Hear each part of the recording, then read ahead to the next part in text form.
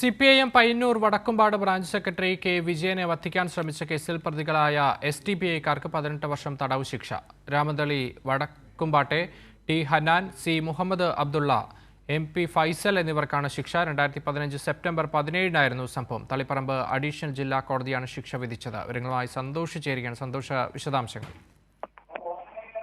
Akshay, Payyanur Vadakkumpad CPIMന്റെ branch സെക്രട്ടറിയും അതോടൊപ്പം തന്നെ സഹകരണ ബാങ്ക് ജീവനക്കാരനുമായ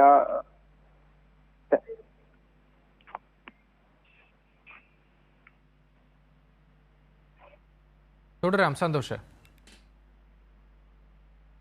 ക്ഷമിക്കണം, 2015 സെപ്റ്റംബർ 17 വൈകുന്നേരം 6:30 മണിക്കായിരുന്നു സംഭവം. CPIMന്റെ ബ്രാഞ്ച് സെക്രട്ടറിയും രാമന്തളി സർവീസ് സഹകരണ ബാങ്ക് ജീവനക്കാരനുമായ കെ വിജയനെയാണ് ഈ SDPIയുടെ സംഘം ആക്രമിച്ച് കൊലപ്പെടുത്താൻ ശ്രമിച്ചത്. കെ വിജയൻ രാമന്തളി വടക്കുംപാടുള്ള യാഷിക ലൈറ്റ് ആൻഡ് സൗണ്ട് എന്ന സ്ഥാപനത്തിന് മുന്നിൽ വെച്ച് സംസാരിച്ചു നിൽക്കുമ്പോൾ ഈ ഇരുചക്ര വാഹനങ്ങളിലെത്തിയ SDPI പ്രവർത്തകർ മാരക ആയുധങ്ങളുമായി ആക്രമിച്ച് കൊലപ്പെടുത്താൻ ശ്രമിച്ചു എന്നുള്ളതായിരുന്നു കേസ്.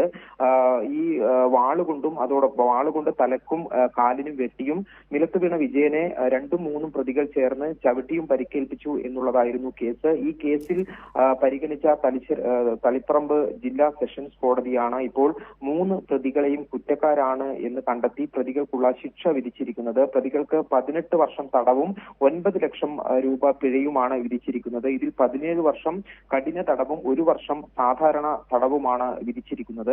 രാമന്തളി വടക്കുംപാട്ടെ താളിക്കാരൻ ഹൗസിൽ ഹനാൻ, ആറുമാടിയിൽ ഹൗസിൽ മുഹമ്മദ് അബ്ദുള്ള, MP ഫൈസൽ എന്നിവരാണ് പ്രതികൾ. ഇവർക്കാണ് തളിപ്പറമ്പ് അഡീഷണൽ ജില്ലാ ജഡ്ജി KN പ്രശാന്ത് ശിക്ഷ വിധിച്ചത്. ഈ പിഴ അടക്കുന്ന തുക പരാതിക്കാരന് നൽകണമെന്നും കോടതി നിർദ്ദേശിച്ചിട്ടുണ്ട്. 2015 സെപ്റ്റംബറിലെ ഈ ആക്രമണത്തിന് ശേഷം ഇപ്പോഴും CPIM പ്രവർത്തകനായ കെ വിജയൻ പൂർണ്ണമായും ആരോഗ്യസ്ഥിതിയിലേക്ക് തിരിച്ചു വന്നിട്ടില്ല. നടക്കാൻ ഉൾപ്പെടെ പ്രയാസങ്ങൾ നേരിടുന്നുണ്ട്, ശാരീരിക പ്രയാസങ്ങൾ നേരിടുന്നുണ്ട്. ഈ കേസിൽ പയ്യന്നൂർ CI ആയിരുന്ന PK മണിയായിരുന്നു കേസ് അന്വേഷിച്ചത്.